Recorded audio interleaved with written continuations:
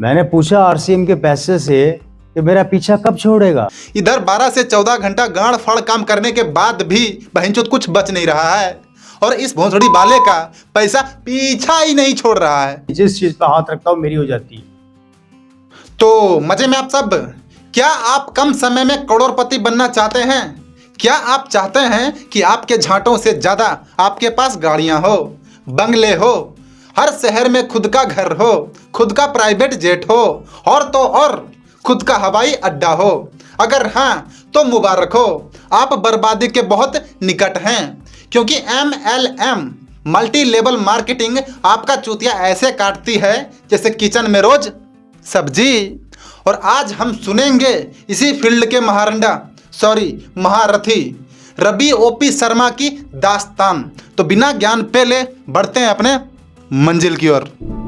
आइए देखते हैं, बैठ मजा आएगा। मेरे पास कोई कमी नहीं है। मेरी कॉलोनी के सबसे बड़े बंगले मेरे हैं। बंगला नहीं बोल रहा, क्योंकि चीजें बहु ऑटोमेटिक जाती है इसमें। आप तो एक वचन से चालू करते हो, पर ये आपको ऑटोमेटिक बहुवचन कर देता है।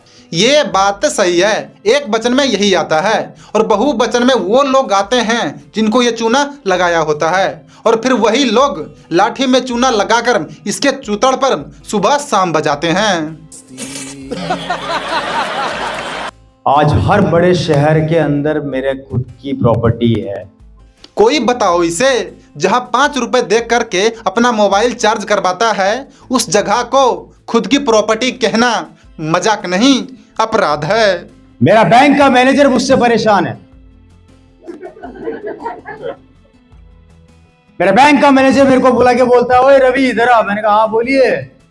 25 साल हो गए मुझे इस बैंक के अंदर काम करते करते। मैंने बहुत से लोगों को आते हुए देखा, जाते हुए देखा।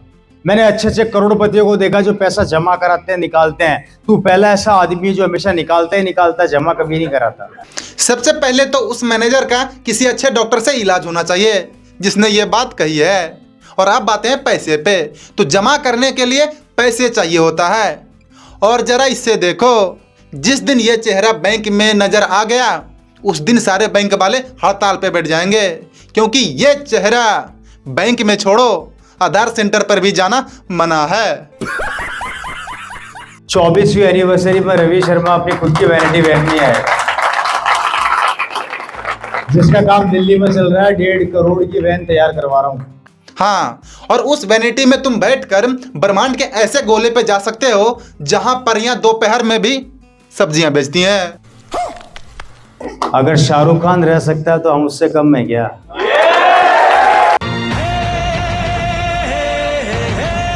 अरे गरीबों के मस्तराम इतना मत उड़, वरना कोई उड़ता पंछी गाड़ मार लेगा।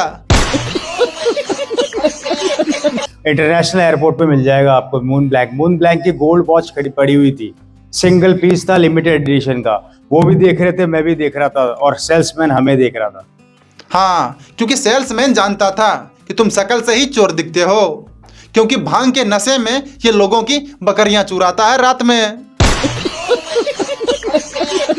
चलो छोड़ो, मजाक अपनी जगह लेकिन धंधा अपनी जगह। तो फाइनली इसने घड़ी खरीदी और वहां से निकलने लगा। कल पेमेंट किया, घड़ी उठाई, वहां से रवाना होने लगा। उस सज्जन ने मेरे से पूछा एक्सक्यूज मी। मैंने कहा यस सर। यार आपने इतनी महंगी घड़ी 2 मिनट में खरीद ली, आप क्या करते हैं? मैंने कहा आजा कोपचे में। सोचो, कोई व्यक्ति कुछ खरीदता है और आप उससे बोलते हो कि भाई साहब ये कैसे खरीदा, तो सामने वाला व्यक्ति बोलता है आजा खोपचे में। आजा कोपचे में।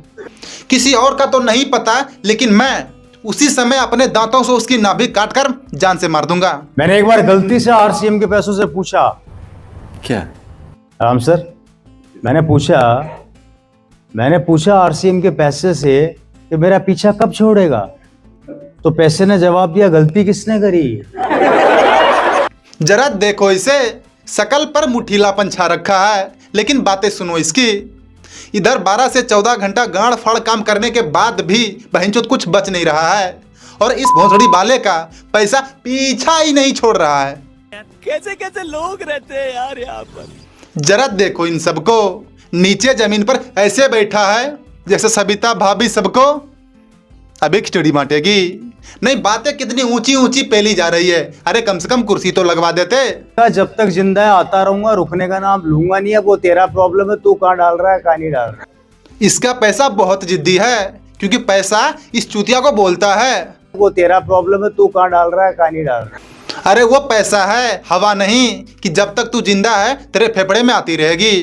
और ये क्या डालने की बात कर रहा है? वो तेरा प्रॉब्लम है, तू कहाँ डाल रहा है कहाँ नहीं डाल रहा है। ये कैसी अश्लील बातें कर रहा है? मुझे इसका नियत सही नहीं लग रहा। मेरी कॉलोनी का सबसे बड़ा बंगला मेरा है आरसीएम के कारण। मेरी कॉलोनी की सबसे लंबी कार मेरे पास है आरसीएम के कारण। हर वीडियो में इसका यही चुतियापा रहता है। मैं बता रहा हूं कि जिसने भी इसको ये बातें लिख करके दी है ना, समाज और समाज के लोग छोड़ो, भगवान भी उसे माफ नहीं करेगा। महीने के 15 दिन 32,000 फुट की ऊंचाई के ऊपर लंच, ब्रेकफास्ट और डिनर करता हूं मेरे दोस्त। मुझे जिंदगी भर एक ही बात का मलाल रहेगा कि ये बहनचोद कोरोना काल में क्यों नहीं चला गया। कम से कम बहुत सारे लोग बर्बाद होने से बच जाते। आज जिंदगी टोटल बदल गई है। मतलब मेरे पास शब्द नहीं है। जिस चीज पे हाथ रखता हूँ मेरी हो जाती है। वाह, क्या बात है। जिस चीज पे हाथ रखता हूं। जरा देखो इसे। मुझे पता है बर्दाश्त करने लायक नहीं है, लेकिन 70 रुपए पर घंटे के हिसाब से जो भाड़े वाले कपड़े पहने हैं उसे देख करके बर्दाश्त कर लो प्लीज। और अगर तुम्हें इसकी बातों पर 2% भी भरोसा है तो तुम्हें समाज में जीने का कोई अधिकार नहीं है। तुम चुल्लू भर पानी में जाके डूब के मर जाओ। तो बस आज का सफर यहीं तक। तो खैर ऐसा है कि जब तक हम अपना कटवाना नहीं चाहें तब तक हमारा कोई नहीं काट सकता। और मैं बाल कटवाने की बात नहीं कर रहा हूं, इसीलिए ऐसे बहरूपियों से सावधान रहो। अब अगर वीडियो अच्छी लगी तो थोड़ा प्यार मेरे ऊपर भी छींटो यार। मतलब लाइक सब्सक्राइब करो। फिर मिलते हैं अगले वीडियो में, तब तक के लिए बाय।